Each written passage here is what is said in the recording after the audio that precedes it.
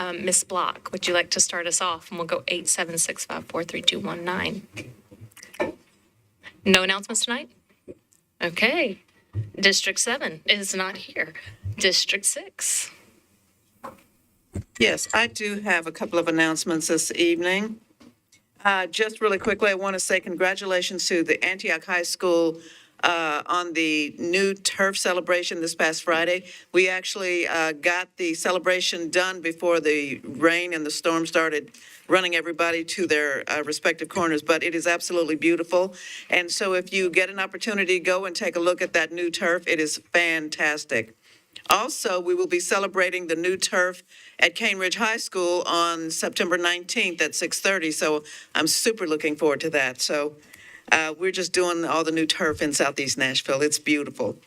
And I'm trying to find this. We are in the planning stages of the, maybe I found it, maybe I didn't.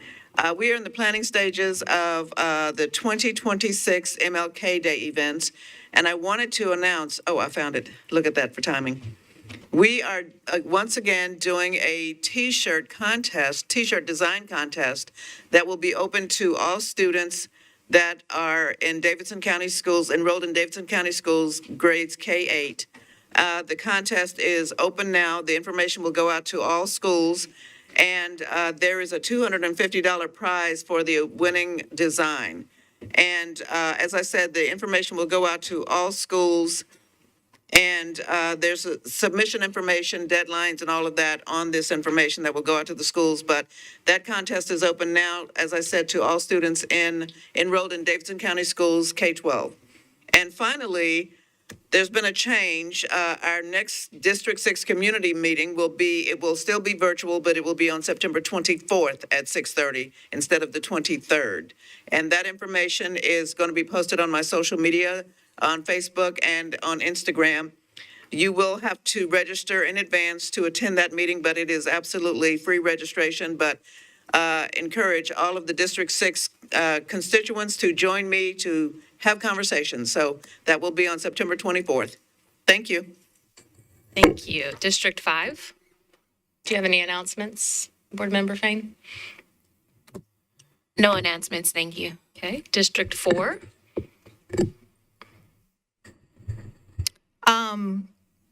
Thank you. Sorry, I was thinking and rolling here. I just want to thank Dr. Battle and her team on an amazing presentation this week with the Rotary, where she presented at the Rotary Club of Nashville, or the Nashville Rotary Club, whichever way it goes, today, and talked about the phenomenal work that's happening within MNPS and how communities and community members and leaders can get involved and continue to build impact in our district. It was great feedback, great turnout, and just want to thank you for your leadership in that. Yesterday, also, we got to participate, and some of our board members got to participate in celebrating with teachers for roller skating. Y'all, the videos are online if you want to see. It's quite interesting. They're not. I'm just kidding. But yes. No, I do have video, but I haven't posted it online yet. But yeah, just celebrating teachers and the phenomenal job that you do day in and day out to make an impact in students' lives across our district. We celebrate you and celebrate the hard work that you do across our district. And then last, for District 4, we will have a community meeting also on September 25th. That meeting will also be online, and it's from 6 to 7:30. That will be posted on social media, so you will have access to that, as well as the link to be able to join that community meeting. Thank you. That'll be it. All right. District 3. None. District 2. Yes, thank you. So feeding off of the skating event, we also have a Southeast Nashville area one for the other half of everybody, and it's at the Brentwood Skate Center on the 17th. From 5:30 to 7:30. I will be there, but I will not be skating. So you will not get that on video. I'm not. I don't succumb to peer pressure. I will not be doing it. but I will cheer you on. I'm good at observing, so I will be there. There are some flu shot clinics coming up. I really strongly encourage everybody to get those shots, as the flu is already out and about. So in my district, it's at the Overton cafeteria on the 16th from 2 to 4:30. That's for all MNPS employees and their dependents that are 5 years old and up. That is even if you don't have MNPS coverage. So it's for all MNPS employees. So it's a really wonderful benefit. They're across our schools, including the Wellness Center. If you go to mnpshealth.org/flu shot, you will see all of them. I know we're going to hear from the Great Hunters Lane cluster. So I was going to say that they are at the Hunters Lane library on the 23rd at 2 to 5. So y'all get y'all shots. We want to keep you healthy. And then lastly, since we're talking about Overton, there's a ton of Overton homecoming events coming up towards the end of this month, from a volleyball tournament to powder puff football games, all kinds of stuff. So watch your emails. But the big thing that's happening is this Friday is the cluster night. It is the cluster night football game, and it's a big one. So there's going to be tables for all of the schools, so that people can learn about all the different schools inside the zoo cluster. There's also going to be the first ever mascot race during the halftime. I should also say that is against my high school alma mater of Clarksville High School, but I will not be voting or cheering for them. I will sit on the right side of Overton and MNPS. I promise. But I will have some friends on the other side that I'll have to go say hey to. But wanted y'all to know that it's a big event. There's been a lot of planning, obviously, into it. And so we're excited about it. And I hope that all the other schools that feed into Overton can be there. So thank you so much. Thank you. District 1? All right, I have 6 quick announcements. I know, right? So this week on September the 11th, from 8 to noon at Maplewood High School, they will be having their 10-year celebration of their partnership with Bridgestone. And so they're inviting all of their partners and families to come out and celebrate with them on the 11th of September. Then on the 12th of September, it is Whites Creek's homecoming. And so for all the Whites Creek alum, I don't know where Cheryl's at, but we want all our Whites Creek alum to join us at the football stadium that evening for the football game. Then beginning on September the 17th, I just wanted to remind everybody that there is a special election that is coming up for Congressional District 7, and the early voting starts on September the 17th, and that district kind of runs in line with School Board District 1. On September 19th, Cumberland Elementary School will invite My Brother's Keeper for the Rise, Read, and Lead event. This is an opportunity for folks to come into Cumberland Elementary School and volunteer to read to our third grade young men and women there. On September 20th, from 11 to 2 p.m., IT Crestwell will be hosting the NFL Alumni Association Training Camp for Dad program. It's an opportunity for our fathers to participate in some workshops to become better dads, along with some NFL alumni. I believe Kevin Dyson will be at this event. And then on September 24th, from 8 to 9, we are having Donuts for Dads at Cumberland. So I guess you all might see the theme. We are really supporting and encouraging our fathers to get involved and engaged in our schools. And so on September 24th from 8 to 9, we'll have Donuts for Dads at Cumberland Elementary School. That's all I got. Great, thank you. We have our wonderful, fearless senior school board student leader. Do you have any announcements tonight? Excited to be back, guys. How exciting. I just want to echo what Board Member Elrod said. We are having cluster night this Friday at Overton, and I want to put the message out there that there are so many ways you can be supporting your local school clusters right now with fundraising and volunteering, and I'm looking forward to a really great year here. And then I will do a quick announcement for District 9. We had earlier this week, Lawson student athletes participated in Feed My Starving Children and were able to pack meals for 75 kids for a full year And we are just really proud of our community spirit and service that our student athletes were doing for their community. And also, if you would like to support Lawson's cross-country team, you can participate in a virtual 5K anytime this month. It costs $30 to be a participant. The team will be running at Vaughn's Gap this Saturday at 9. If you would like to do your 5K with the team, I will put all that information up on my socials.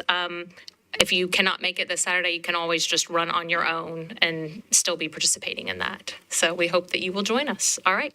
And that's it for my announcements and for all announcements. And I'm going to close us up. Thank you.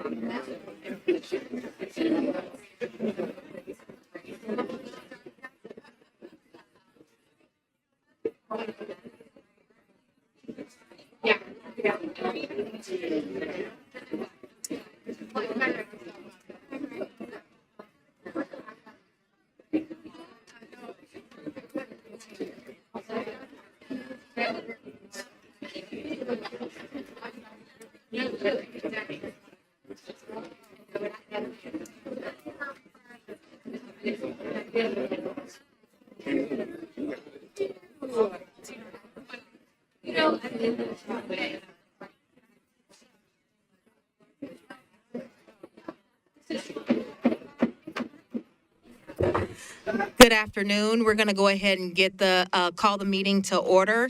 I'm Dr. Berthena Naba-McKinney and serves as the vice chair of the school board. Our chair, Frida Player, is out today, so I will be leading the meeting for today. We do have a quorum today, and for the Pledge of Allegiance, we are going to invite Dr. Susan Kessler with the executive principal of Hunters Lane High School to come and give the Pledge of Allegiance. Thank you. Please rise. I pledge allegiance to the flag of the United States of America and to the republic for which it stands, one nation, under God, indivisible, with liberty and justice for all.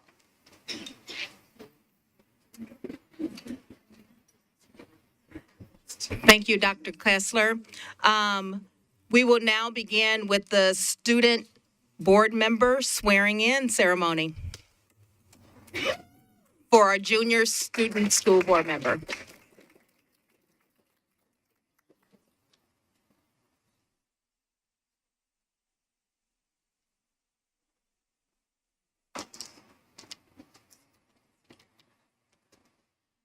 Thank you.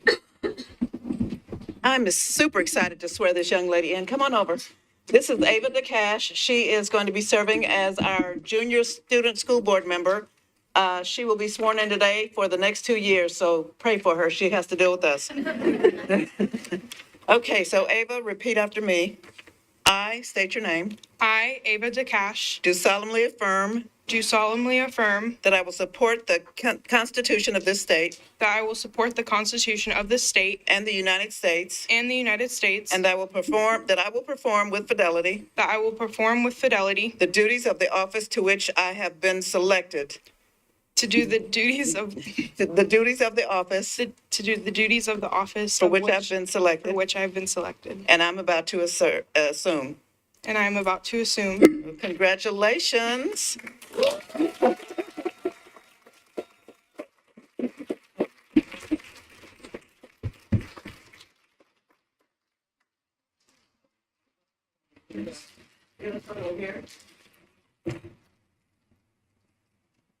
I'm so happy to have one of my students. It's never one of my students, but this time it is.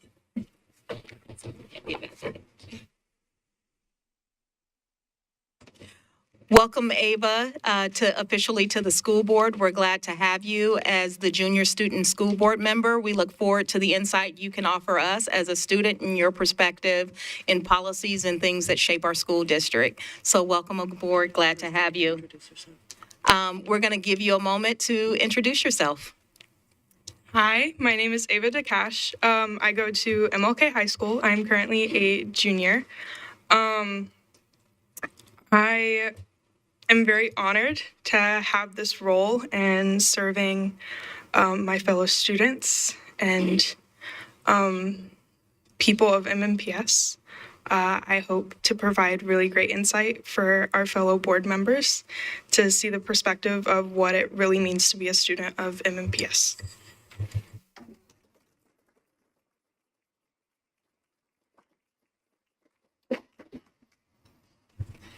Thank you. Next, we will proceed with leadership elections for, or board leadership positions. And we're going to make a motion for chair of the board. Ms. Block? I'd like to move to re-elect Chair Frida Player for a second term as the chair of the board. Do we have a second? I would like to second that. All of those in favor? I'm sorry. Oh. Are there any other nominations?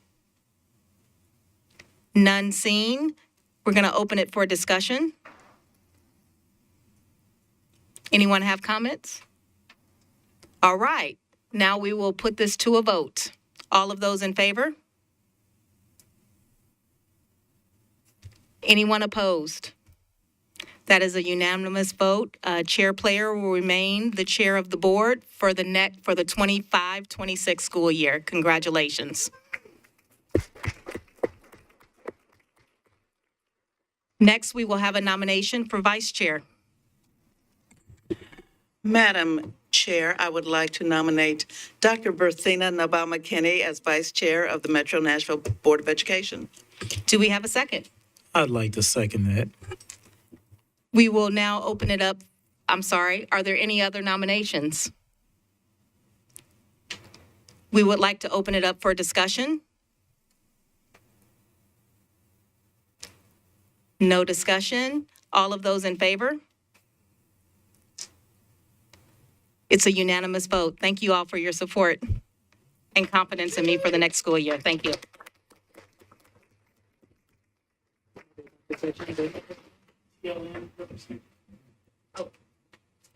We also have a nomination for our Tennessee legislative nomination. So would anyone like to make a nomination? I nominate Member Mays. Do we have a second? Second. Do we have any other nominations for this position? All of those in favor? All right, that is a unanimous vote. So Board Member Mays will serve as the legislative liaison to the Tennessee School Board Association. Congratulations.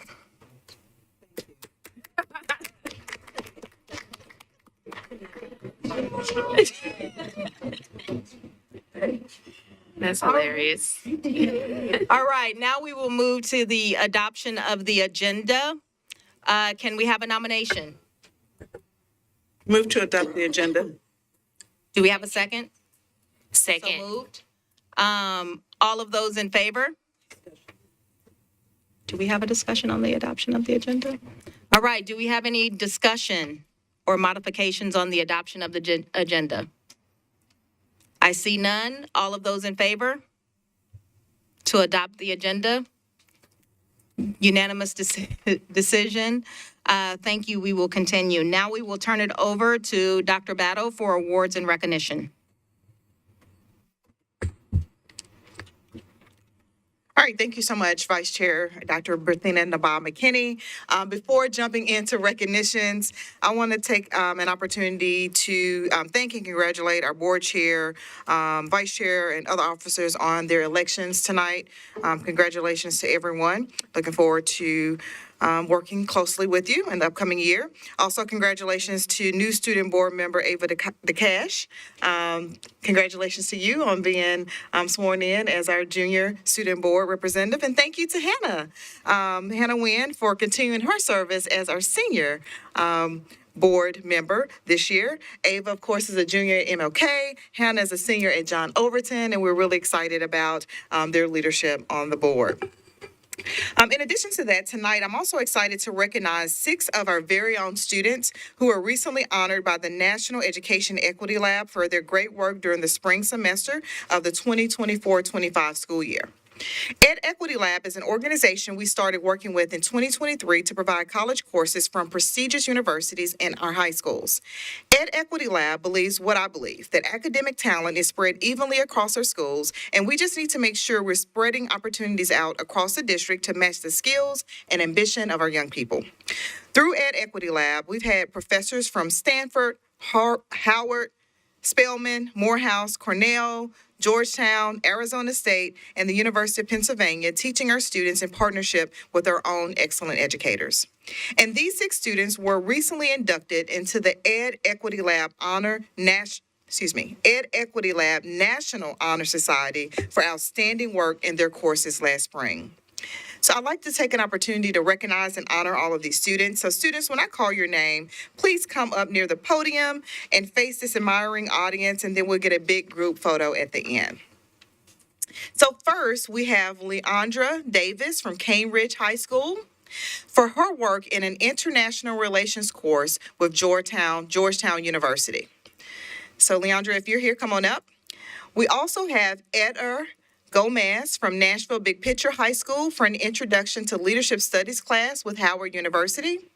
And we have 3 students from John Overton High School who, like Leandra, excelled in an international relations course from Georgetown University. They are Karen Mendoza, Deanna Rivas de la Rosa, come on up, and Andrew Russ.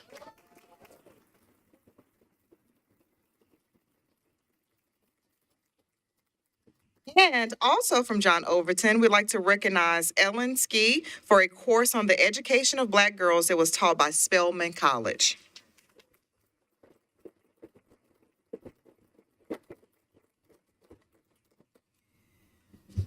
Congratulations to all of these wonderful students who were again inducted this spring in the Ed Equity Lab National Honor Society. Students, we thank each and every one of you for pushing yourselves to take these challenging courses. I mean, how many of you took these challenging courses in high school? This is impressive. And thank you so much for not only taking the courses and signing up, but excelling in each of them. So let's give it up for all of these outstanding students one more time.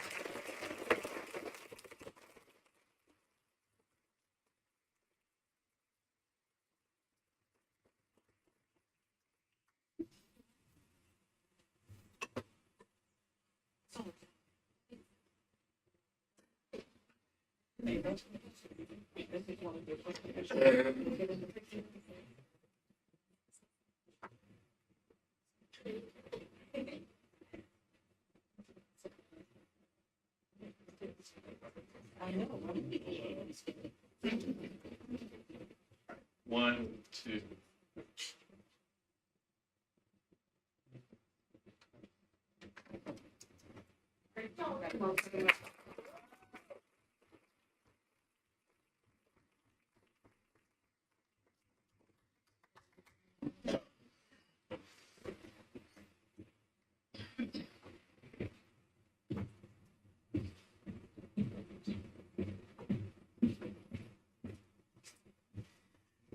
Also want to take a moment to recognize their proud principal sitting in the audience who didn't come up for the photo, Dr. Kelby Gardner.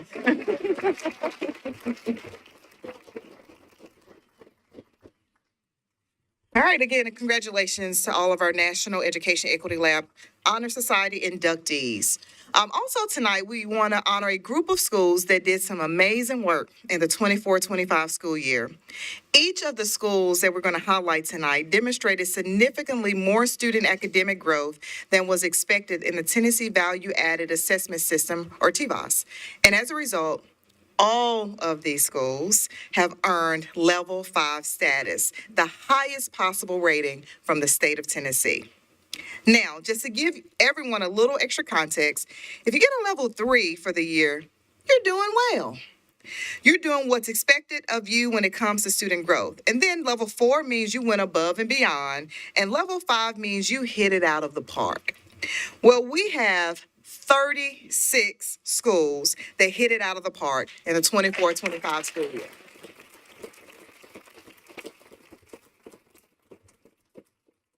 Now, for 16 of them, it was their first time to reach level 5 growth since the pandemic, which shows the long upward climb they've relentlessly pursued over the past few years.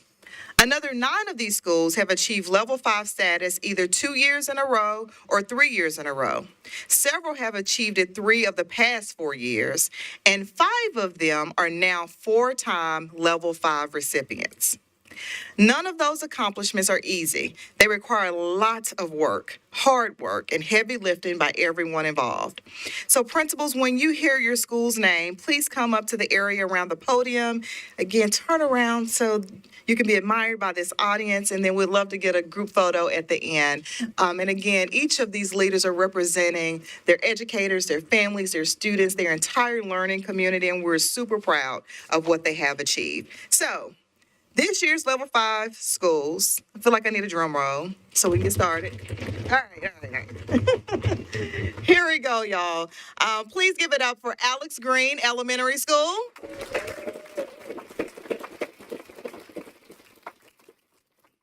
Queen Elementary School.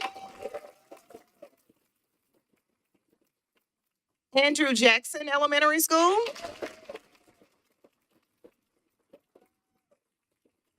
Apollo Middle School, Cane Ridge Elementary,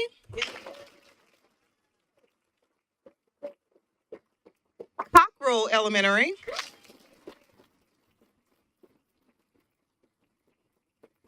Cole Elementary,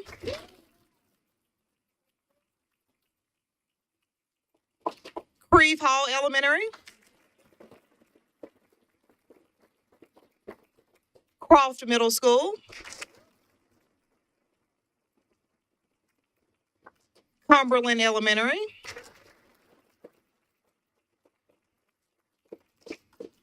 DuPont Tyler Middle,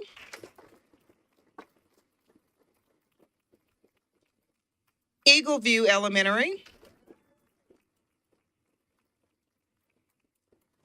Aiken Elementary,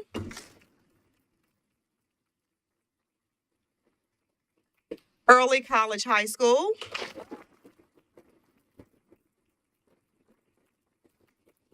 East Nashville Magnet High School, Gateway Elementary, Hattie Cotton Elementary, Head Middle School, Hull Jackson Elementary, Hume Fogg Academic Magnet High School, Hunters Lane High School, John B. Whitsitt Elementary,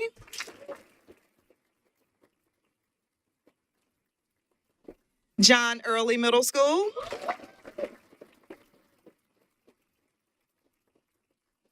John F. Kennedy Middle School,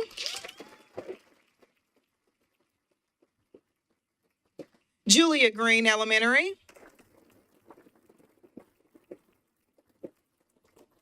Lockland Elementary,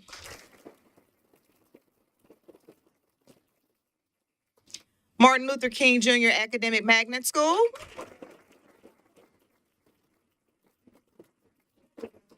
Meigs Middle School,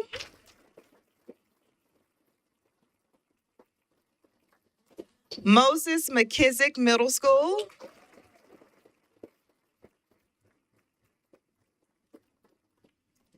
Norman Binkley Elementary School,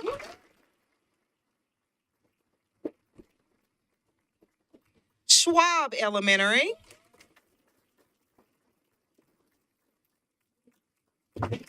Stratford STEM Magnet High School,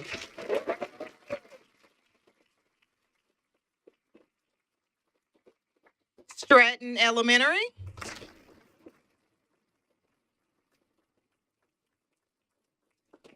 Tusculum Elementary,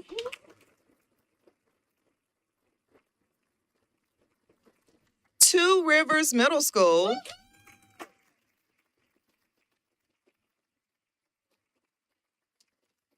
and Wright Middle School.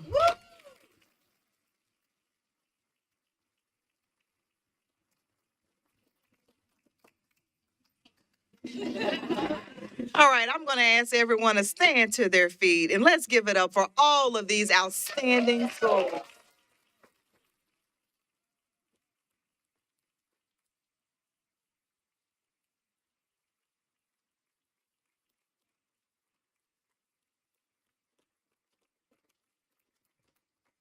All right, y'all gonna have to scooch in. Get a picture. Come on, fill in the middle. Board members, come on up. Y'all want to stand in the back? Okay, we can stand in the back. Yes. Want a selfie? I think I want one too. That's a good idea.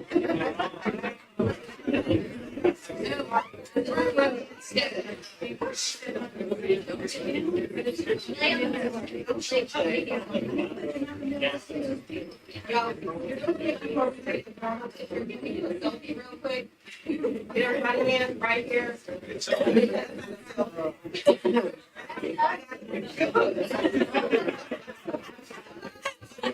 All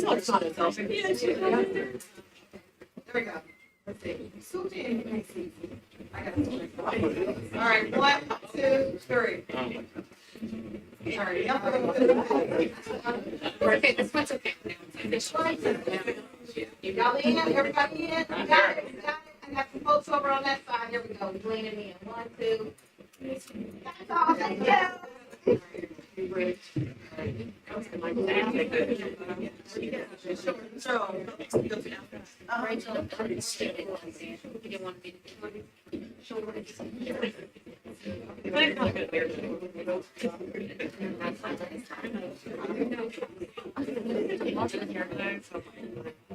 right, here we go. On the count of 3. 1, 2, 3.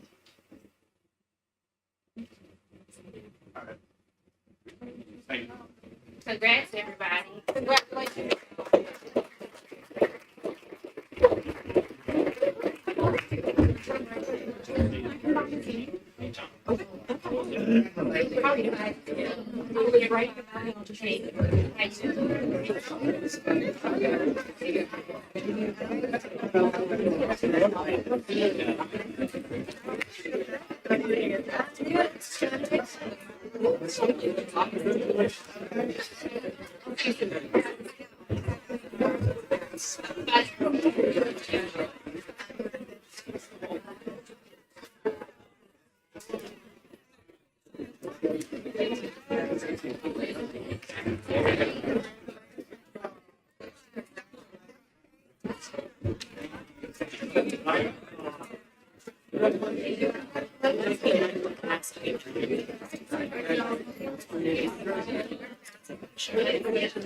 With the, I can put them in my update Friday.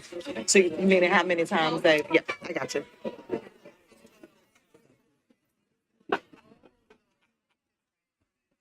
All right, again, to our principals, thank you to you and your teams for the incredible effort you all have put in supporting and inspiring and educating your students.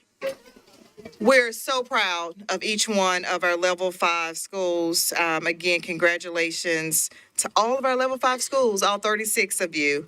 And I'll turn it back over to you, Vice Chair, to conclude our awards and recognitions. Thank you and congratulations to all of the schools for Level 5. I know that that is a lot of hard work and dedication from every member of your team within your school that works to make an impact within the lives of each one of our students to ensure that every student is known and every student is on a path towards success. So congratulations again, and we truly, truly appreciate all that you do. I'm going to open it up to see if anyone has any comment, questions. All right, we will move on to the director's report, and we will turn it back to Dr. Battle. All right, thank you so much again, Vice Chair. This evening, we come together at a moment of celebration. As you know, based upon our awards and recognition, Nashville Public Schools has once again made history, achieving a Level 5 TVOS Growth District designation for the 4th consecutive year.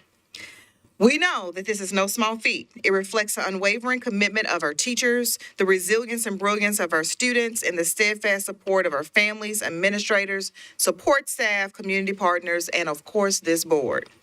This exciting news builds on the historic highs in academic achievement we shared earlier this year with continued growth that outpaces the state average. From early literacy through high school readiness, our students are showing that when given opportunity, resources, and encouragement, they soar. This recognition also extends to our schools. Again, as we shared just a moment ago, 36 campuses across the city, from elementary to high school, earned Level 5 designations this year, showing that excellence is not isolated, but it is in fact widespread across our district. These accomplishments reflect the culture of high expectations and student success we're building in every corner of Nashville. As we celebrate, it's important to remember that these gains are not the product of chance. They are the result of intentional alignment, strong community partnerships, and the daily work of thousands of dedicated educators and staff who make Nashville Public Schools a place where children thrive. Tonight, we will dig a little deeper into this story of growth and opportunity. In just a moment, Dr. Tina Stinson, Executive Officer of Research Assessment and Evaluation, will walk us through the TVOS data in more detail. Then, our Chief of Strategy, Sarah Chan, will highlight the International Baccalaureate Program, an internationally recognized rigorous path that exemplifies how our advanced academic offerings are preparing students for college, career, and life. And then finally, we're going to hear from the Hunters Lane Cluster Leadership Team as they share their journey map, a model of how cluster alignment can guarantee a high-quality, personalized, and applied learning experience for every student. Each of these presentations reflect the same truth. Our district is not only growing, we are thriving. We are innovating, and we are setting the bar for excellence in Tennessee and beyond. With that, let's begin by welcoming Dr. Stinson to share more about our TVOS successes. Thank you, Dr. Battle. Good evening, members of the board. I'm here to share more good news. So, we already celebrated the schools, and many of you may have seen how we did as a district, but I'm going to go through it in a little more detail. As you may or may not know, the TVOS system gives composites not just for overall growth, but for each grade level and each subject. So we're going to start with the achievement, which replaced the 10 Ready a couple of years ago. So the achievement tests growth. First, you can see the system-wide literacy is 5. Numeracy, 5, literacy and numeracy together. This is used for our accountability, federal accountability, level 5. System-wide TCAP, grades 4 through 8 science is 5, and the achievement social studies, also level 5. So you can probably predict that our overall system-wide composite for TCAP achievement in grades 4 through 8 is also a level 5. So every possible score is the highest the state currently offers. Next, we will look at the end of course tests. These are taken by high schoolers, but also some middle schoolers in 7th and 8th grade, even the occasional 6th grader. Will take an end of course assessment. So these are the composite scores. System-wide literacy and numeracy for end of course tests are level 2. Literacy plus numeracy, level 2. System-wide science, 3. And system-wide social studies, 4. Overall, the system-wide composite is 3, meaning our students met average growth across the state. This is state expectation growth. The overall composites that combine grades 3 through 8 achievement and grades 7 through 12 end of course tests. Same categories, literacy 5, numeracy 3, literacy plus numeracy 3, science 5, social studies 5, and overall, level 5 district, 4th year in a row.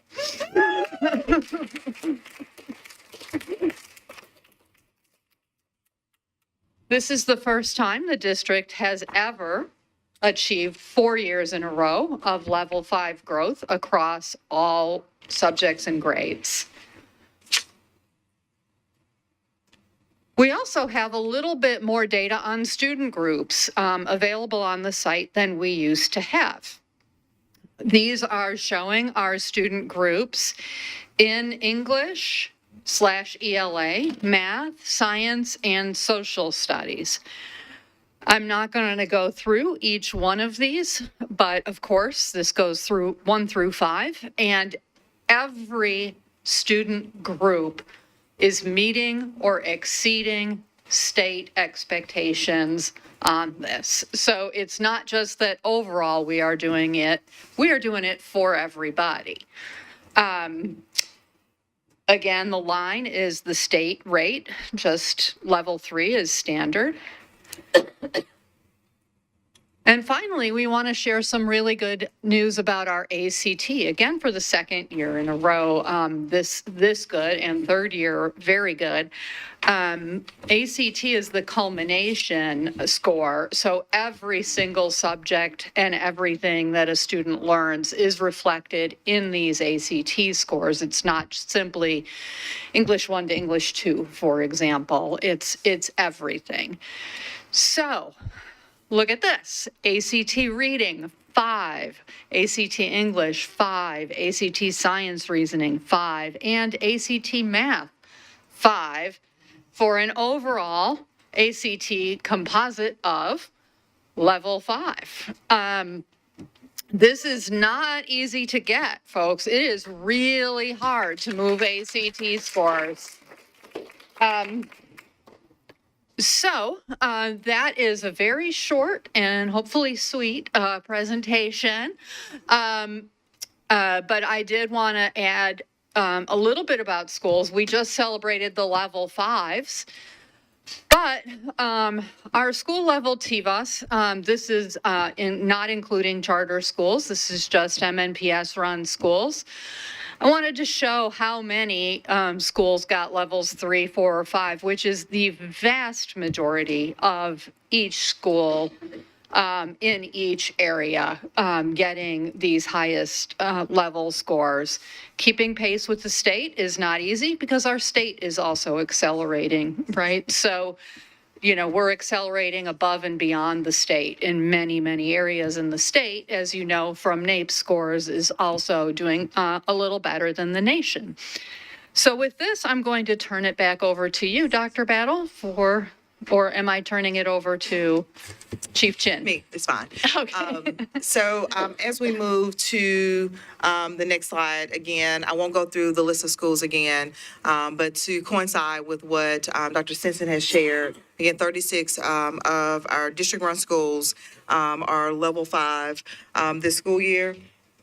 And if you're back to the last slide, we have a number of additional schools that were also 3s and 4s. So really excited about their progress, not that it's just happening in one area, not at just one tier, but district-wide. So really, really excited about the progress. Several of our schools, as I mentioned during awards and recognitions, are level 5 as individual schools for the 4th year in the row as well. So really excited about their growth progress. Thank you so much, Dr. Stinson. I'm going to turn it over now to Chief Chien, who is the leader of our strategy division here for Nashville Public Schools. She's going to kick us off as we jump into our Reimagine update. And then once she finishes, Chief Perry will come up. We'll hear from our Hunters Lane cluster, and then we'll take questions. Wonderful. Good evening, board, once again.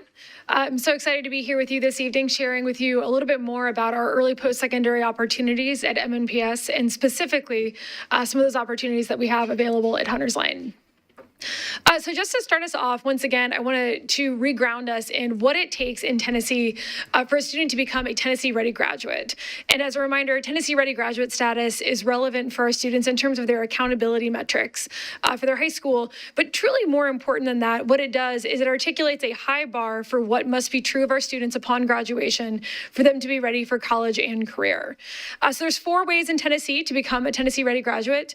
One is to complete the ACT with a composite score of at least a 21. Additionally, a student can complete 4 EPSOs. And again, EPSOs stands for Early Post-Secondary Opportunities. That would be an advanced course, something like an AP class, an IB class, generally something that carries with you the possibility of earning college credit while still in high school. A third pathway would be to successfully complete 2 EPSOs and to pass an industry credential to be ready to work. And a fourth and final way to become a Tennessee Ready graduate is to complete 2 EPSOs and earn a qualifying score on the ASVAB, which is the military entrance exam. So those are the 4 different ways that a student can become a ready graduate in the state of Tennessee. And through all of those EBSO offerings, tonight when we're talking about the Hunters Lane cluster, the Hunters Lane cluster experience culminates in the experience at Hunters Lane High School. And at Hunters Lane High School, they already offer 5 of these different pathways or 5 different EBSO offerings for a student to become a Tennessee Ready graduate. So they offer AP, dual enrollment, IB, local dual credit, and industry certification.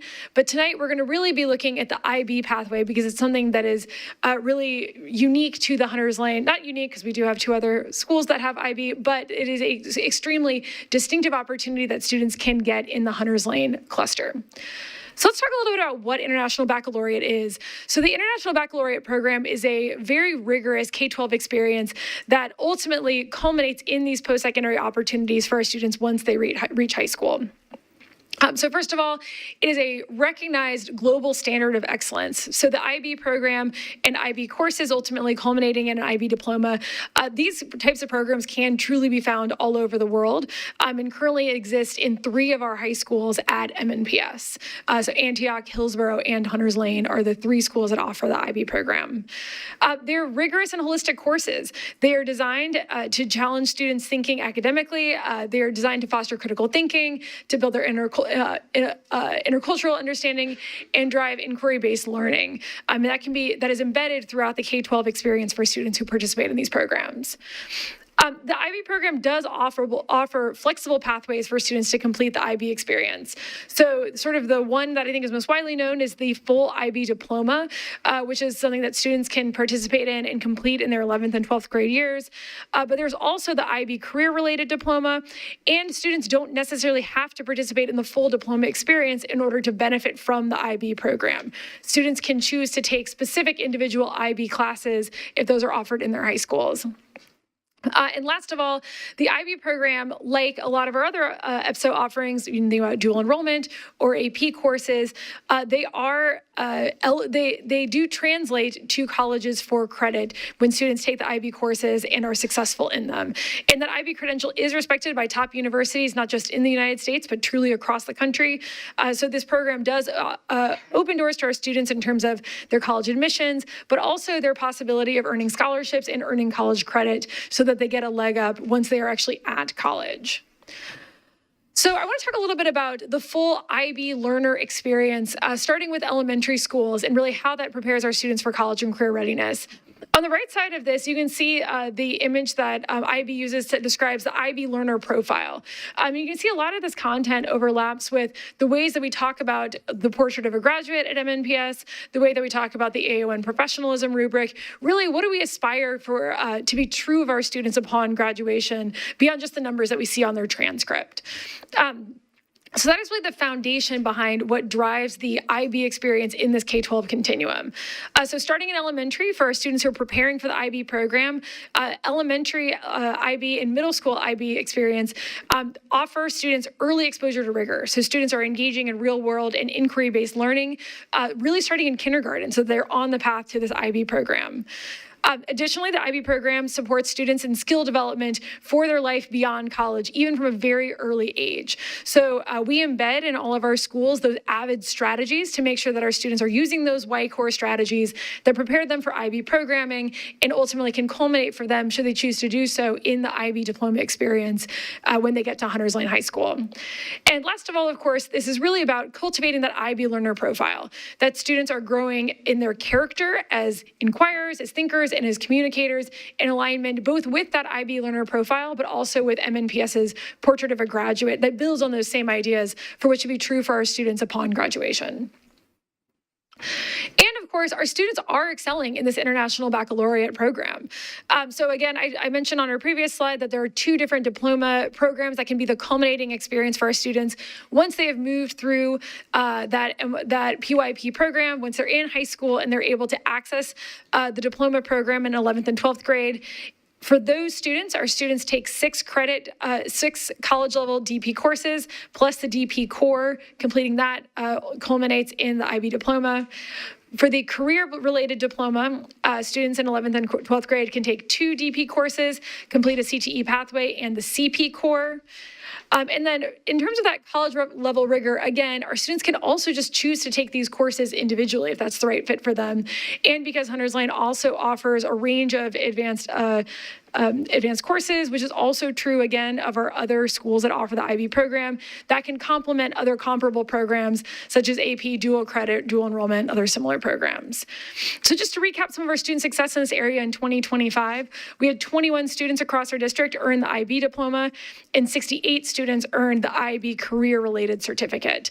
And again, both of these are globally recognized credentials of post-secondary readiness that set our students up for success when they matriculate to college. I'm going to share this slide one more time that I actually shared the last time I was presenting with the board for how MNPS's approach to advanced academics is strengthened by AVID. So just like we saw in the Whites Creek cluster, we use AVID as a strategy to continue to accelerate student learning and make sure that kids are going through that K-12 continuum prepared for that rigorous coursework. And AVID is a really key tool that we use to do that. So again, AVID stands for Advancement via Individual Determination. And this framework for AVID describes the way that all of these pieces, including instruction, systems, leadership, and culture, fit together to create that college and career ready culture and environment and experience for our students in that full K-12 continuum.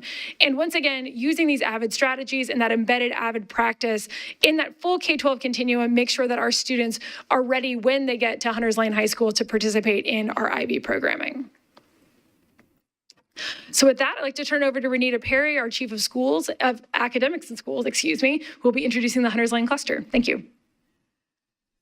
Thank you. Good evening, board members and Dr. Battle. It is my privilege to introduce the principals of the Hunters Lane International Baccalaureate Cluster, leaders who are shaping globally minded scholars at every stage of learning.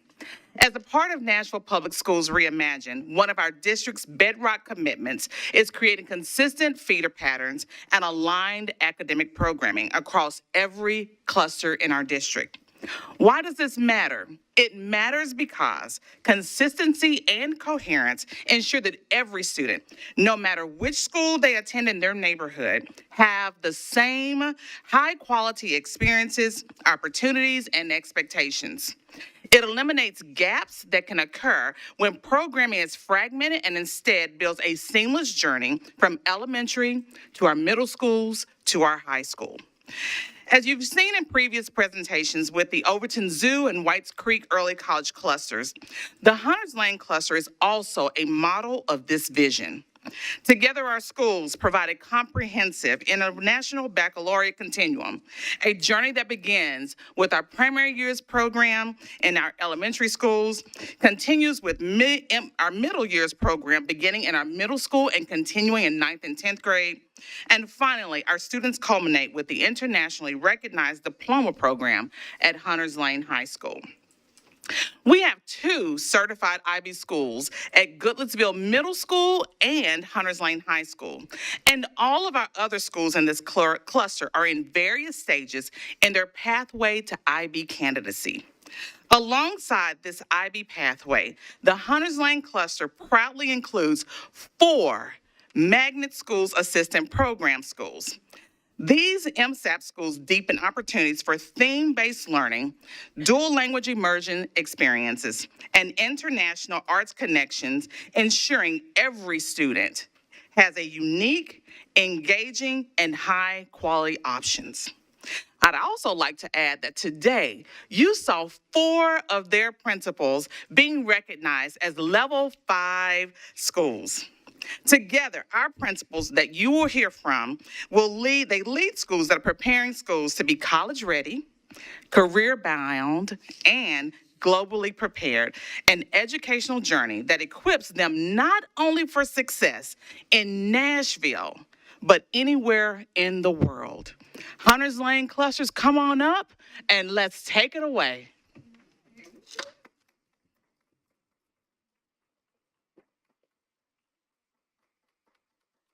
Good evening. I'm Dr. Donald Black, principal of Belshire Design Center, where every scholar every day is ready for life. Good evening. I am Dr. Joy Mitchell. I am the principal at Taylor Stratton Dual Immersion and Magnet School, where excellence always on purpose every day. Good evening. I am Ashley Jackson. I am the principal at Gateway Elementary, where we are the gateway to the Great Way. And I would like to also introduce my colleague who's not able to be here, Mr. Matthew Portell. He is the principal at Goodlettsville Elementary. Good evening, everyone. My name is Brenda Steele. I am the principal. And of course, I'm so excited that your junior board member was a member of Old Center Elementary. So I'm excited about that. When I saw her, I really starts about Goodlettsville hidden treasure. Good evening. I'm LaToya Cobb, the principal of Amqui Global Communications K-8 Magnet School, where excellence is the expectation. Hello, I'm Kimberly Bullock. I am the principal at Newly Spoon World Cultures and International Arts K-8 Magnet School, where our next is now. Good evening. I am Polly Coffin, the principal at Madison Middle International Arts Magnet School, where we achieve excellence together. Good evening. Alec Woodhull, principal at Goodlettsville Middle School and IB School, where every minute is an opportunity to learn and grow. And I'm Dr. Susan Kessler, the principal of Hunters Lane High School, which, a little bit of trivia, was the very first IB school in the state of Tennessee. And we are in District 3, and Mr. Zach Young is our board member.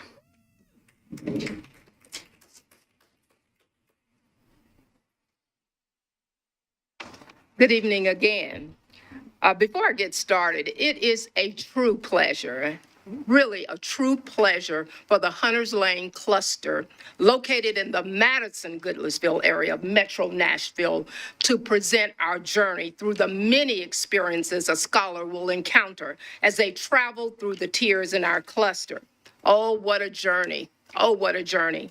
But in the Hunters Lane cluster, we are scholars with global perspectives through the international baccalaureate experience. We explore, we connect, and we lead. We're scholars who will be college ready, career bound, and globally prepared. Let's see what the classroom experience will look like. Our first stop is the elementary tier, where students will encounter a global experience in grades K through 5, pre-K through 5. Next stop will be our middle years, where connections to learning are experienced through understanding of various perspectives. And then, last but not least, and then the high school experience, where scholars make the connections through leadership qualities and attributes that prepare them for the various career opportunities they may encounter.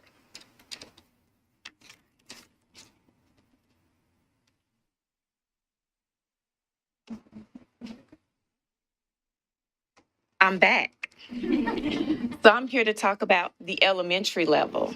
So at the elementary level, we cultivate global thinkers, learners, and communicators through the comprehensive IB programming and world language experiences. This marks students' first journey with the IB framework, where they are introduced to learner profiles and the primary years program. With the implementation of AVID, students develop agency through meaningful opportunities, voice, and exploration. Our approach is culminated through project-based learning, where fifth grade students showcase their talents and their achievements. So let me tell you what we're exploring for our PBL. We're going to leverage the partnership of JA BizTown, where our students can look at the economics of our town, where students have the opportunity to examine the community as an economic system that will investigate and map how money flows and how changes in the weather and disasters in tourism affect the local economy. Through these personalized experiences, all of our students are known, valued, and supported. The IB Primary Years Program connects our students to the world around them.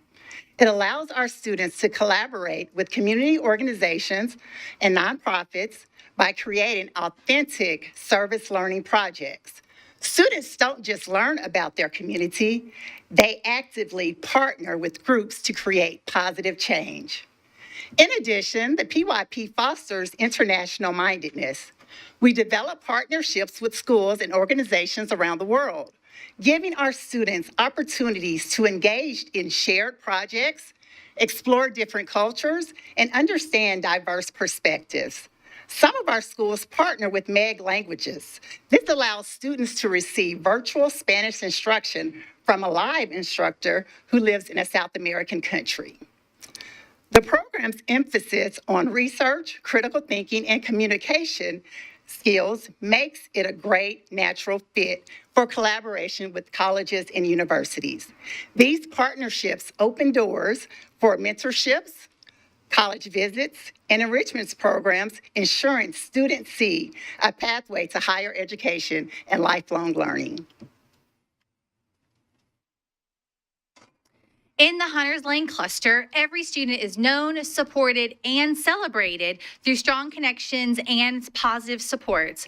Much like other clusters that you'll hear from, we offer opportunities to advocacy, after-school enrichment, wellness, athletics, and fine arts. But what makes the PYP experience unique for the Hunters Lane cluster is every fifth grade student will have the opportunity to engage in the exhibition project.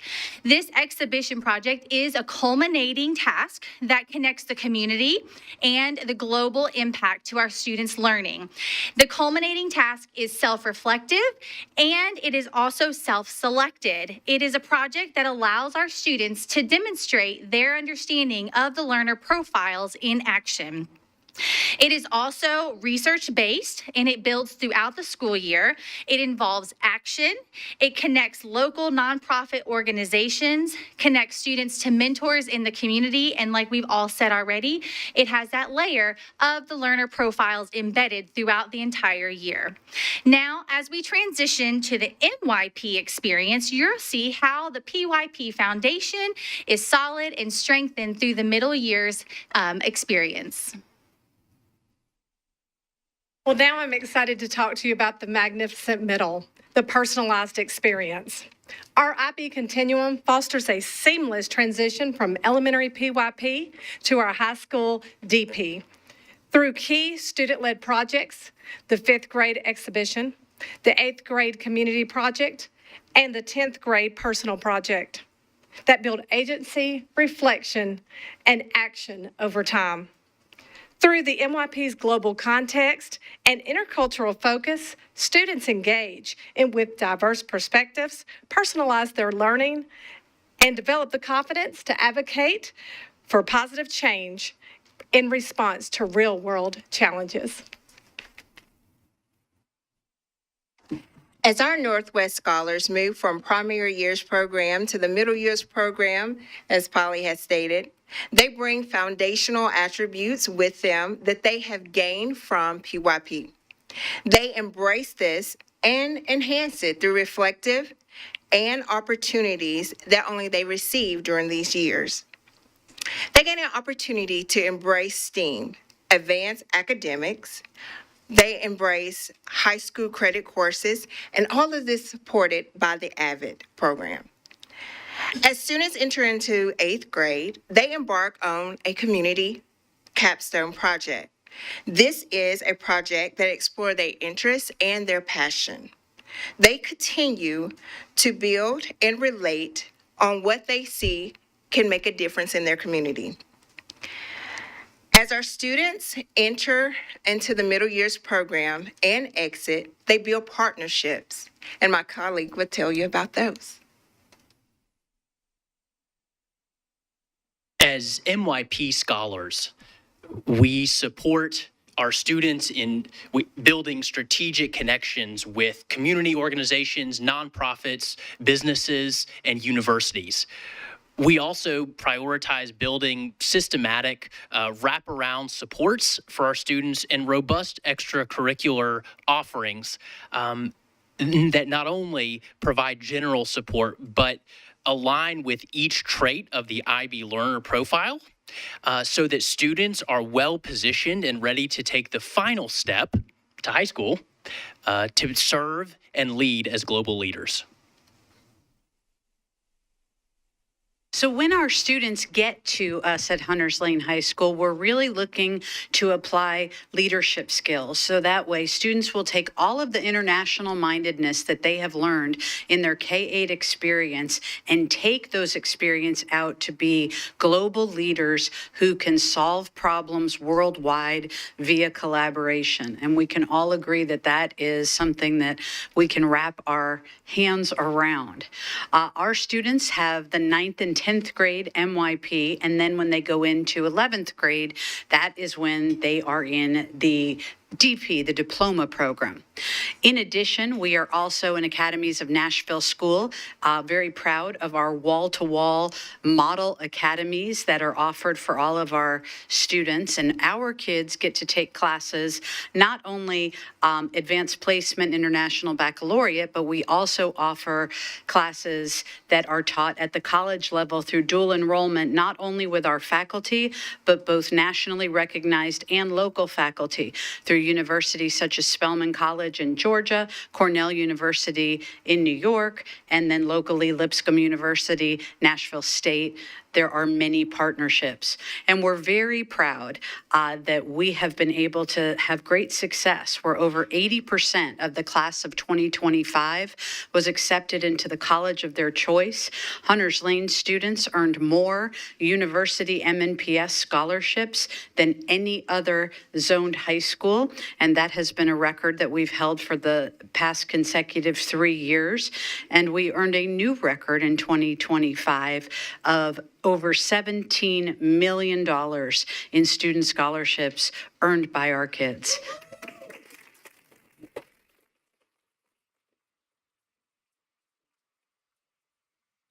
As you have heard and seen tonight, we are the Hunters Lane cluster of Metro Nashville Public Schools, where every scholar is known and where every scholar belongs.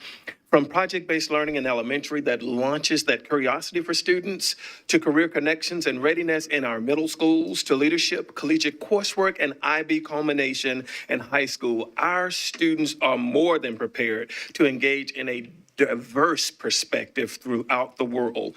When your children leave the Hunters Lane cluster, they will have a portfolio that includes a global IB experience through PYP Elementary with that 5th grade project exposition, MYP in the middle with the 8th grade community project, fostering a mindset of community. Students can elect many leadership experiences as well, including single IB courses and or aiming to earn that full IB diploma. We are the Hunters Lane cluster, our culture, our cluster, and our future. Thank you so much to each of our principals for sharing the incredible work happening across the Hunters Lane International Baccalaureate Cluster. What you heard today represents more than individual school success. It shows the power of a seamless international baccalaureate journey, where the PYP, the MYP, and the DP connect to ensure our students graduate not only ready for college, but also career. Also then ready to lead in a global society. This cluster embodies the vision of Nashville Public Schools Reimagined, with consistent feeder patterns and aligned academic programming that gives every student a clear and equitable pathway from elementary to middle to high school. When every child experiences that kind of coherence, they don't just have opportunities, they have a guaranteed foundation of success. As we close, I invite you to carry forward this vision, a cluster united around the belief that when we develop scholars who can think critically, act compassionately, and lead with cultural awareness, we are not just preparing them for the future, we are preparing them to shape the future. Together, we are building globally minded leaders who are currently making and will continue to make a lasting impact on our city, Nashville, and beyond. Thank you. Turn it back over to you, Dr. Battle. All right, let's give it up again for the Hunters Lane cluster. Again, thank you all for your incredible leadership, for the cohesion across your entire cluster to ensure that your families, your community has a seamless pathway towards success. We greatly appreciate each and every one of you. Have a seat. And then as we go through the Q&A, we might need a few of you to respond and to just show off just how talented of leaders we have serving Nashville Public Schools. Thank you so much. Vice Chair, I'll turn it back over to you. Thank you, Dr. Battle, and thank you, Hunters Lane Cluster, for your presentation. It was phenomenal. I will open the floor for questions and comments. Board Member Mays.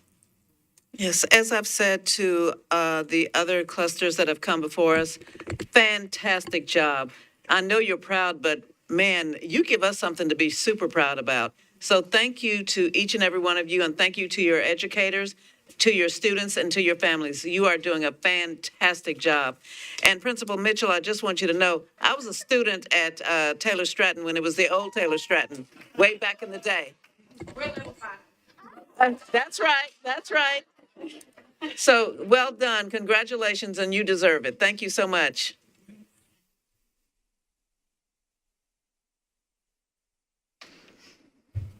Any other comments, questions? Board Member Taylor. I want to echo those comments.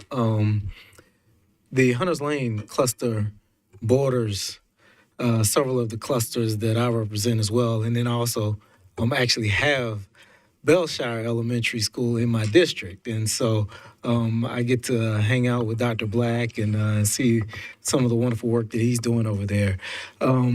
I do have one question, and so I guess I have 1/10 of the Hunters Lane cluster, Zach, so I guess you owe me. That's allowed.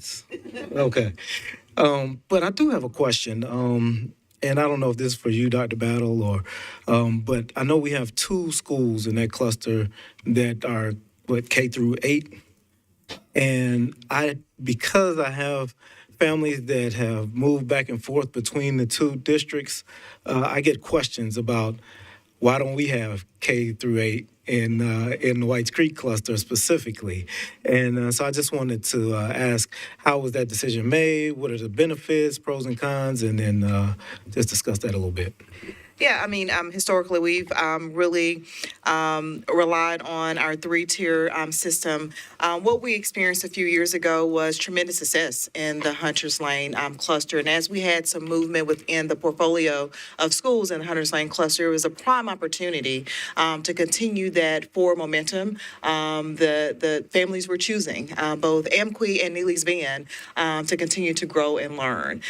We heard lots of positive feedback because of their academic success, their academic growth as well. Their families wanted to stay a part of the cluster, and due to some of the shifting in the portfolio of schools, it was an opportunity for us to actually be responsive and to give families that opportunity for the current future. Right? This is the first year actually. We're K-8 at both of those schools, and so just building on the success that both schools, school communities had experienced, it was an opportunity for us to pilot in a way how we can deliver on our promise of a high quality public education in the K-8 model as well.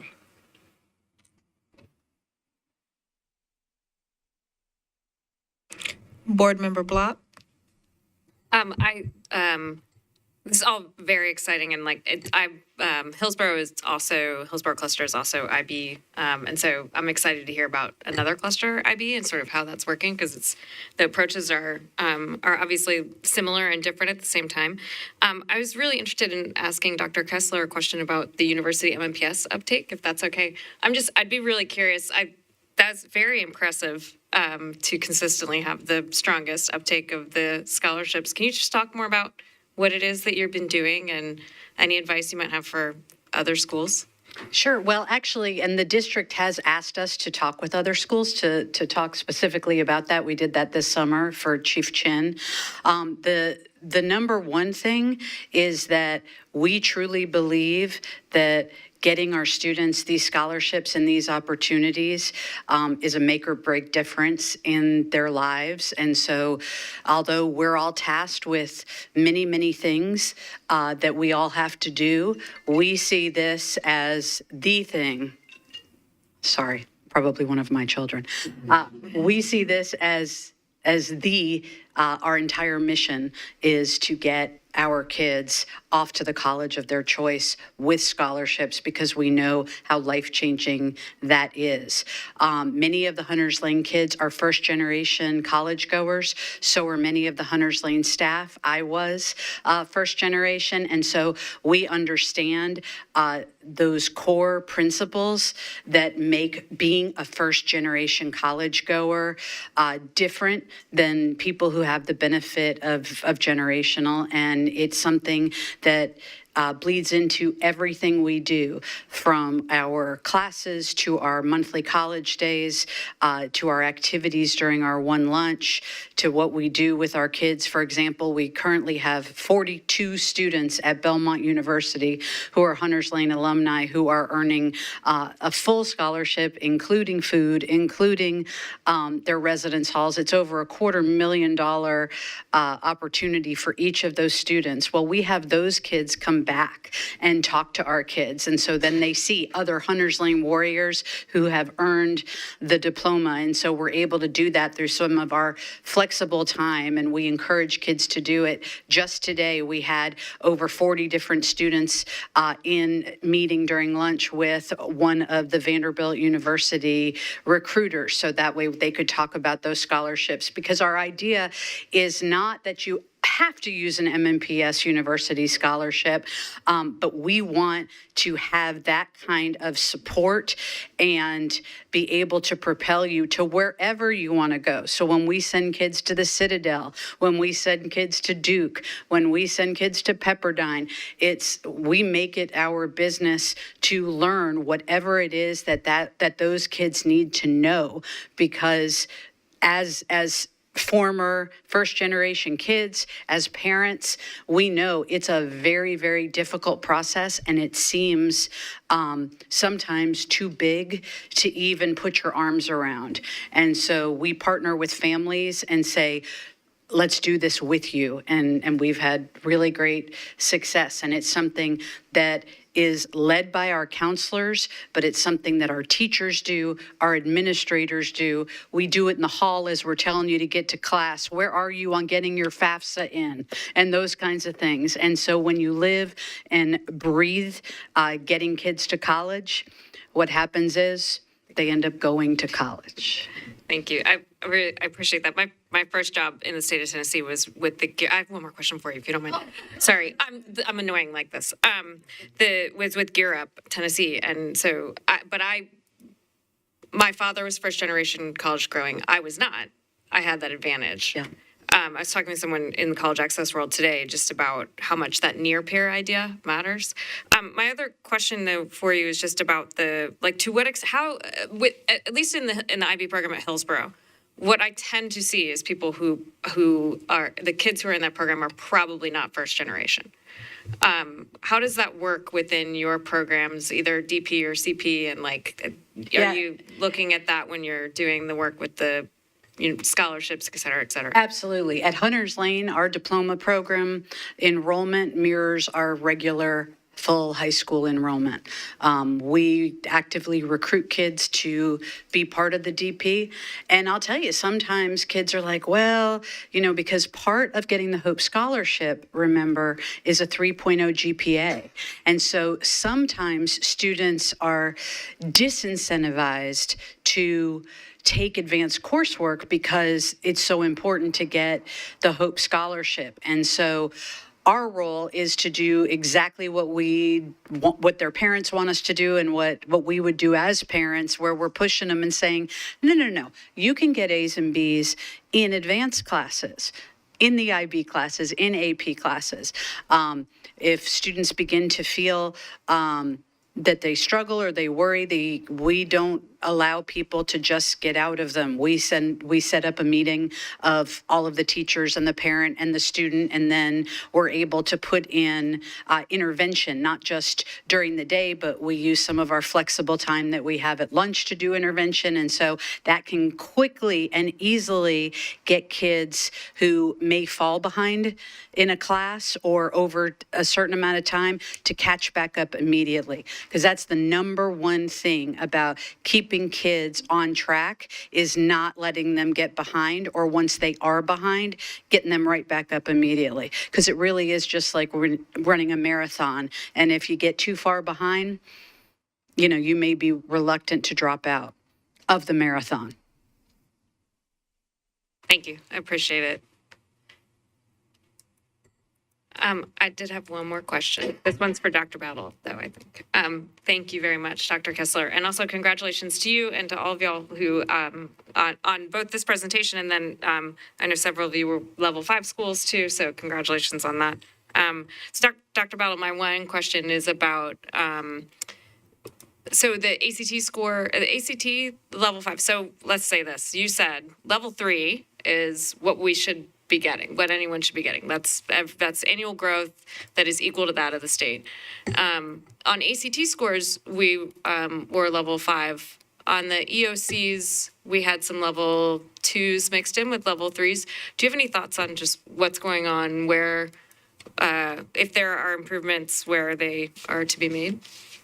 I mean, level 3 is what's expected in a year's time. A level 2 means that there was evidence of growth for our students, maybe not at the same rate as peers across the state. So, for example, when you look at the ELC system-wide for numeracy, in fact, when you look at the proficiency of students in integrated math 1, 2, and 3, they actually outpace state growth.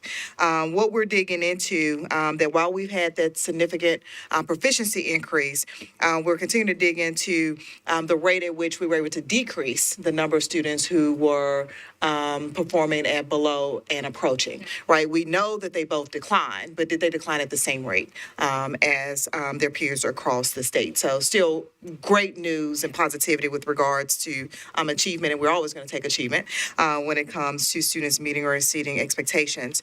When you think about literacy at the high school level, we did see an increase there, not at the same rate as the state average increase, right? So increases, which is representative of being close to, and we had to look into the index of how close they were to actually being a level 3 as well. So we saw proficiency increase. Again, we've got to dig into the rate because of the state average rate, but also digging into our ability to, the rate of growth, right? And I'm going to tie this back to numeracy, the rate of growth for students who also were in categories that were approaching and below. So we'll continue to dig into that as we move forward. The good news is that there's lots of successes in that data, and particularly when we think about the overall composite being at a level 3, which is overall expected for our students across the district, and more specifically being at that expectation in both science and social studies. Thank you. Super helpful. Thanks. Board Member Elrod. Thank you. Like my colleague, Member O'Hara Block, I too have several questions like usual. So my first question, and I don't know if this is going to be for Hunter's Lane or for Dr. Battle, is on slide 15. It says that there were 21 students that earned the IB diploma and 68 that did the IB career-related certificate. Is that MNPS wide through the 3 IB program schools, or is that only at Hunter's Lane? That's program wide. Okay. So how many are there usually at Hunter's Lane, out of just curiosity? You're so good at the statistics. I have a gut you probably know, but if you don't, it's okay. We'll give you grace. So that fluctuates, but that fluctuates from year to year. Kids graduate in May, and you don't find out if you got the IB diploma until the first week in July. That's interesting. So it is a deferred thing. And so every year, that can be different for students. The most important thing to remember is that all research tells us that students benefit from the rigor of being in the classes, even if they don't earn the college credit or the diploma. And so every year, it can be different from one year to another. Sure. So they don't learn if they have earned that certificate till July. Till July, yes. Yeah, IB exams are some of the latest exams that we do administer across the district. That's national. Oh, I'm not suspecting that it's just Hunter's Lane or just us. Yeah, okay. Yes, but remember, you can't measure the success just based on who gets the diploma. You're measuring the success based on who gets the experience. Oh, sure. No, I hope that I'm clear that I'm not saying that you have to only get the diploma if you go through the process. The rigor and the experience, and if nothing else, the soft skills that you learn from that type of experience is worthwhile. And I think what's exciting about what's happening in the Hunters Lane cluster is a true through line now. So we don't have the hard starts and stops. So now our earliest learners coming in as early as pre-K are being set up on a path towards success. So we should see some acceleration with regards to that, because students are be receiving the PYP experience in elementary school, NYP in middle school, and then the IB or certificate experience in high school. That in itself is a formula for success and for access for students to both be prepared for the rigor and be provided the necessary supports that will lead to success once they get to the actual assessment at the end of their high school experience. And you can see differences, like in this year's freshmen, totally different level of preparedness than we had seen previously. And so it's just very exciting to think about what the future holds. Good. I mean, my hope would be, and data would typically show, that consistency will continue to make that type of progress. So, sure, that would be great. Thank you. All right. I appreciated everybody being here. I really liked y'all's introductions with your taglines. I liked those. That was fun. And Alec, I was going to say, I remember you from Overton. I actually thought you left MNPS, so I'm glad to know that we retained you, and I'm sure you're doing great there. But it was good to see you. I was like, wait a minute, I remember you. I can attest, he's been with us the entire time. I don't know where that nasty rumor got started. It's probably the same rumor about people think I'm going to go skating in a few weeks. My next questions are about our score information.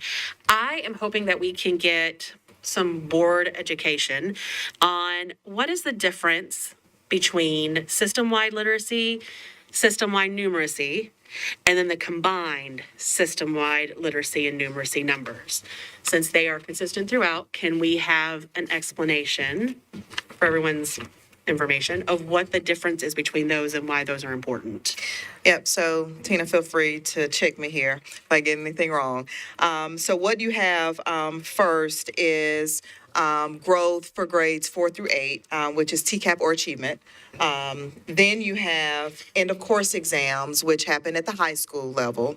Then you have a combined score of 4th through end of course exams, which is your system-wide score. So it's a combination of all the scores for system-wide. So you have two categories, 4 through 8. You have end of course for high school, and then you have all of that combined, which is system-wide. Now for this, we have literacy, and maybe I need to, we're having a little sit over here. So like right here where it says just literacy, then we have numeracy, and then we have this combined literacy and numeracy. What's the difference between this and these two? So what Board Member Elrod is referring to is if we were looking on slide 3, you have TCAP grade 4 through 8 system-wide composite. So that's every, Tina, feel free to come on up to the podium. That's every school that tests grades 4 through 8. So that's a system-wide across every content area score. Then you come under that, it is grades 4 through 8, system-wide, every school for literacy, combined growth score. Then literacy only. Yep. The first one is all tested content areas. They have literacy. Then you move over to the right, you have system-wide numeracy only. So every one of our schools that tests 4 through 8, numeracy, combined growth score. Then under that, they, just because they like to slice data every way we can think of, you've got grades 4 through 8, every elementary, middle school testing there, and it's a growth score of literacy and numeracy combined. So literacy and numeracy only. Then you have the standalone science system-wide and standalone social studies system-wide. Anything you would add, Tina? Yes, I could probably do a session with you, a working session, but Remember a few years ago, those of you who were here, where I talked about average growth, like with kids, right? If you have a 5-year-old who's 3 feet tall and they're expected to grow 3 inches, and they do, they're at inches, that doesn't mean they didn't grow. It means they didn't grow at the average rate, okay? So if you look at what they're doing is looking at every student who, like, for each test with literacy and numeracy. Did this, so each student might have 2 tests, right? They have a literacy score and a numeracy score.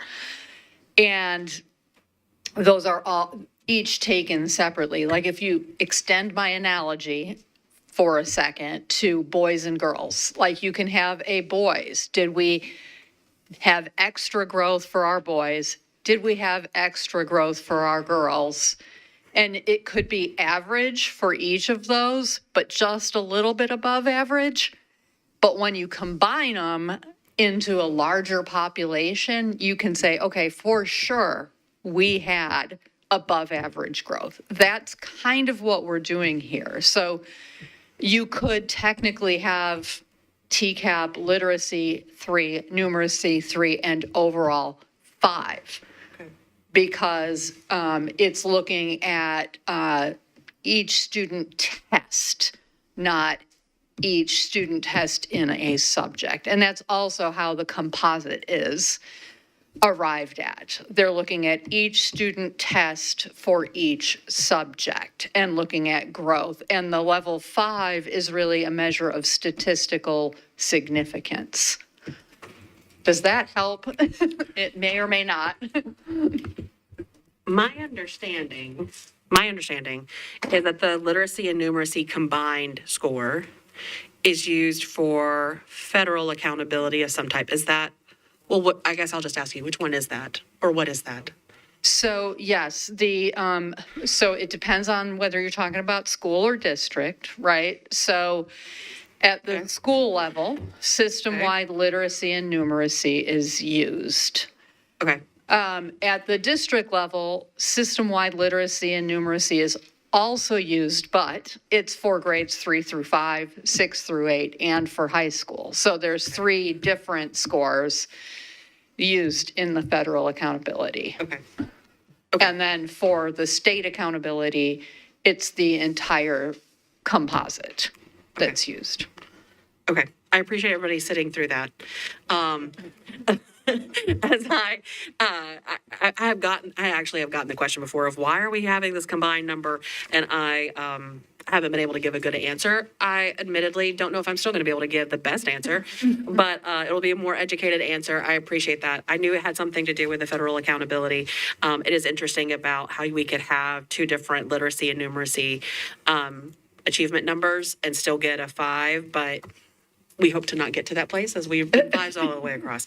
So I appreciate that. Thank you to you both. I also want to make sure that we call out that it's really exciting that all of our student groups were at least at a level 3, and remember that that's still exceeding. That's still great. And so I think that's really exciting information and something for us to also celebrate. And I think that's the last of my questions. I'll ask one later to you. Thank you. Board Member Tyler. Yes, this question is for Hunters Lane Elementary and Middle Schools. So if you could, because y'all don't usually get a lot of the questions. So if you could give me a little bit of a quick rundown on the difference between the 5th grade project-based exhibition and the 8th grade personal community project, and are those expected to build on each other, or are they 2 completely separate things? Just some more information on those 2 kind of big touchstone moments.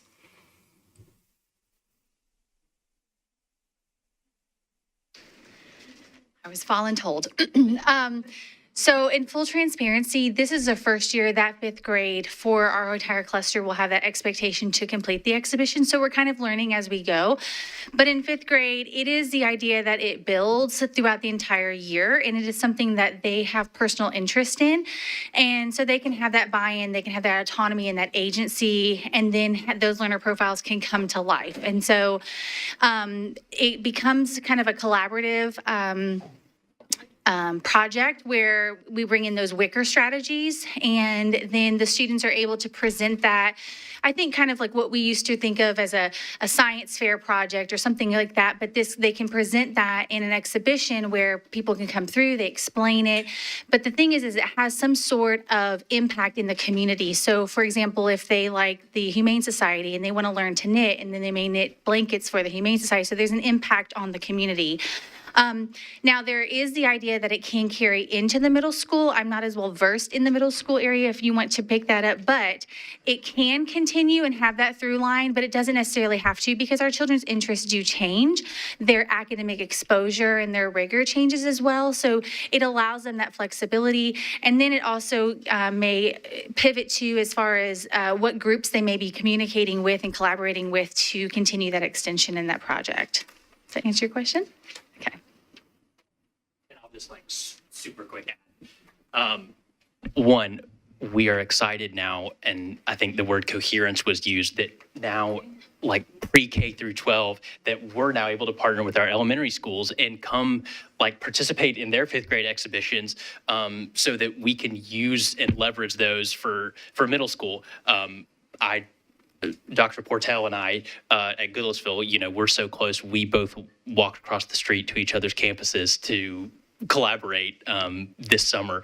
I think the only kind of key piece for the eighth grade project is it's scaling up the community engagement. And so the fifth grade is a dip into like for the community. The eighth grade piece is starting to be in partnership, learning with and from community. And then I know in high school it accelerates and goes global. Thank you. I'm a huge fan of project-based learning in general, and I just think that it is key to pulling in so many different aspects of how we learn and how our brains bring together information in a way that makes it stick long-term. So I'm really impressed, and I'm glad to hear a little bit more about that. Thank you.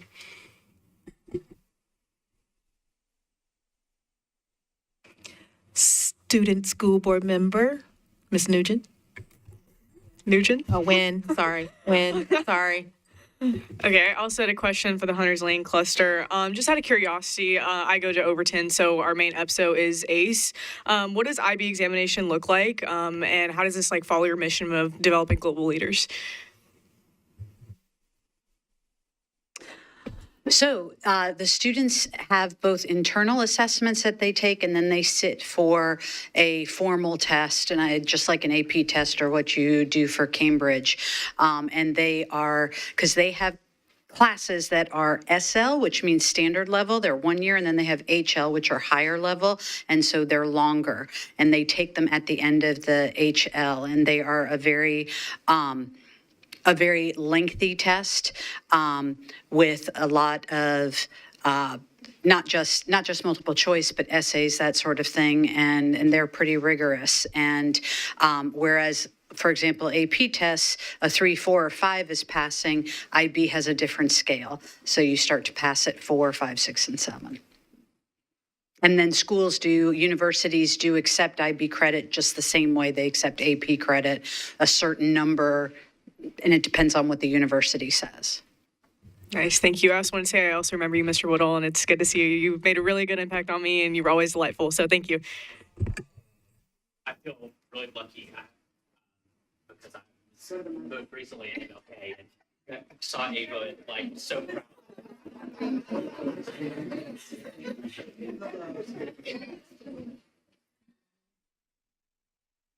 Board Member Young.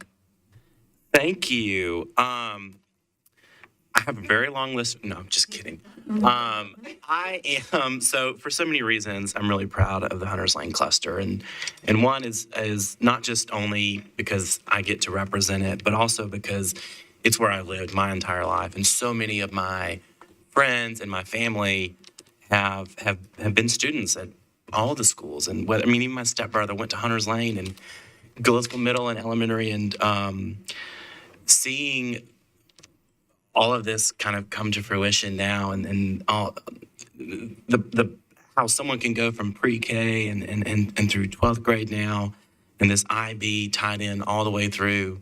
It's so great to see all of it coming together, and our schools are rocking it, and we're so proud. And also, I have to acknowledge the legacy in the Hunters Lane cluster, that so many of the teachers and staff are either graduates of Hunters Lane or of Goulitsville and Madison High, and they choose to stay up there, and they remain part of our team. And so I'm just proud of all of y'all. And I know a couple of you, I had to postpone some visits with y'all, and I apologize, but the Zyrtec was not strong enough to keep my fall allergies away a couple weeks ago, and I will get back around. But that's all I had. So thank you. All right. Anyone else? I think I just wanted to, again, acknowledge the incredible leadership in Hunters Lane cluster.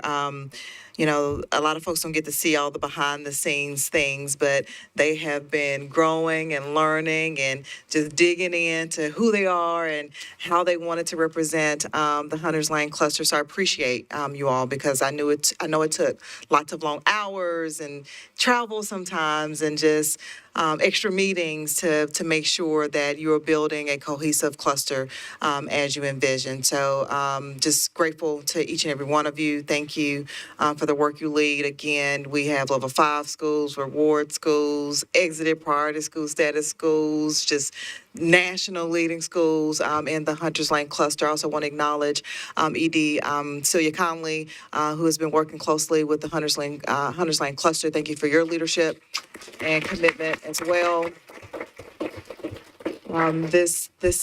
I remember, Young, you said it best, it's exciting, and the future is extremely bright in the Hunters Lane cluster. So thank you. Thank you, Dr. Battle. I just want to say I got a good one from the Hunters Lane cluster. My son-in-law is a graduate of Hunters Lane High School, 2007. He went through the IB program and now is a practicing attorney in the state of New York. So amazing, and he's a first-generation student as well. And so it's just a testament to the great work that has happened over in the Hunters Lane cluster and the products of students that we are producing from there. So thank you all so much for your hard work and determination and the work that you're doing every day for students and setting them on a pathway for success. Thank you all so much. We will now... Are we done with the C? All right, so we will now open it up to public participation. We have 2 people signed up for public participation.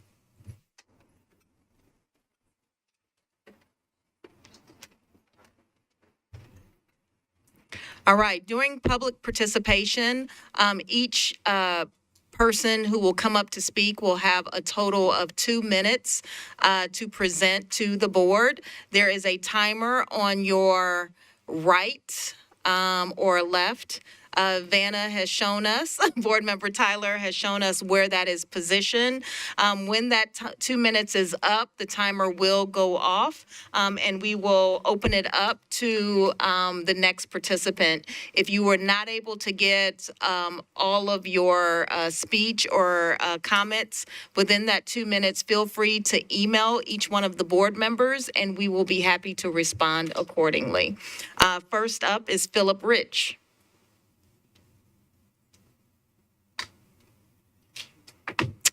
And then next is Paula Pendergrass.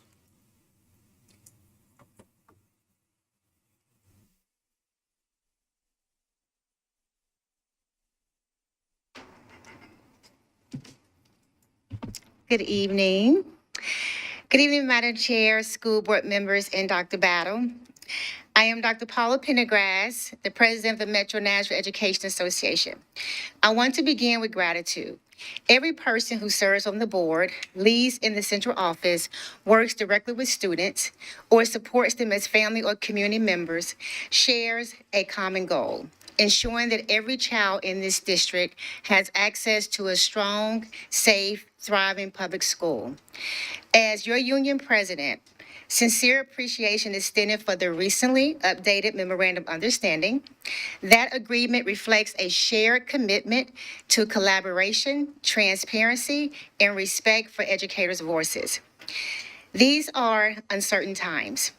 Policy decisions can shift quickly, creating pressure and confusion. In moments like this, partnership is not just helpful, it is essential. Educators and board members share values. A belief in preparing every student for their future, in treating educators with dignity, and in the idea that strong schools are the foundation of strong communities. Partnership does not require constant agreement. It requires listening, trust, and a willingness to face challenges together. The association remains committed to contributing solutions rooted in classroom experience and student needs.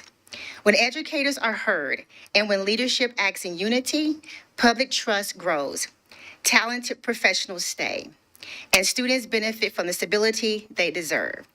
As this work continues, let shared purpose guide every decision that we make, regardless of mandates or challenging funding challenges. One truth remains: together, it is possible to deliver the schools that every child and educator in MNPS deserves. Thank you. And Berthine, I'm going to blame my misspelled last name on you, Madam Chair. I'll take it. I'll take it as chair. But I'm looking behind me. No. Now we will move over to committee reports. Board Member Elrod on the Governance Committee. Good evening. Thank you. This afternoon, we met for governance at 4:15. In that meeting, we had a discussion about Ida B. Wells. Ida B. Wells is the only remaining split zone elementary school that we have, meaning that they currently, students within Ida B. Wells, can currently go to two different high schools. They are, again, our only remaining elementary school that does that, and that is against our, what we keep saying, you might have heard us refer to, our bedrock of what we want to provide to students. And so, therefore, we had a discussion. No votes were taking place, but a discussion was taking place of how we can better align that. The current plan is that students at Ida B. Wells will now, starting in the future, will only be going to Jerry Baxter and then to Maplewood. Students that are currently going to Stratford, middle and high, they can, or lower and upper, can continue to do that. They'll be grandfathered in, but have to provide their own transportation. But the overall student population will be going to Jerry Baxter and Maplewood, which are both incredible, great options. But they are continuing to be our only split school, and that will be ending as of this year. If the board approves. If the board approves, yes, excuse me, yes, that has not been voted upon.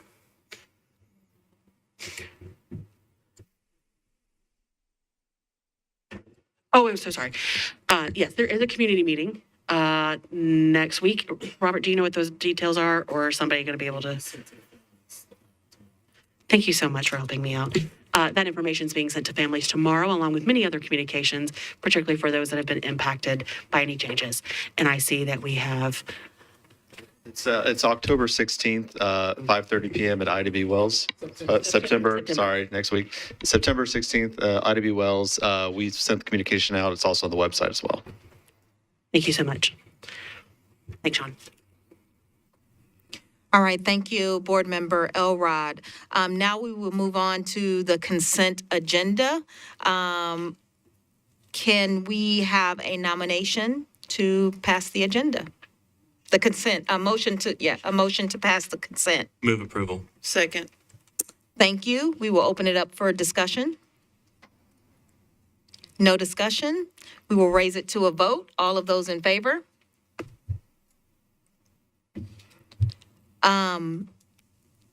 Anyone oppose? All right, it looks like a unanimous vote. And do we have any board reports? Okay. Board Member Mays. Yes, so I wanted to quickly welcome back our student board members again. Our new senior student board member, Ms. Hannah Nguyen, and our new junior board member, Ms. Ava DeCash. I'm excited to have them both on board. We are actually going to be working through some updates for the student board members so that they will be able to become more engaged in our board meeting process. And we will be rolling that out in the next, by the next meeting. So welcome back. We're excited to have you. It's going to be a great year. Thank you, ladies. And Board Member Ava, do you have family here? I do. My mom's right there. Do you mind standing so we can recognize you? Thank you so much.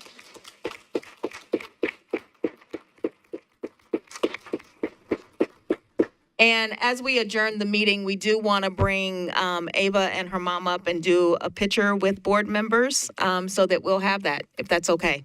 All right? Be there no further business. This meeting is adjourned.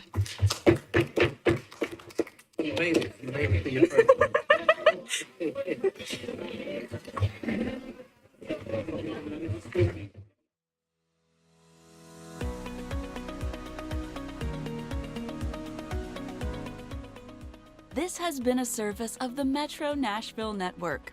If you would like to see this presentation again, or for more information on this and other programs, visit nashville.gov.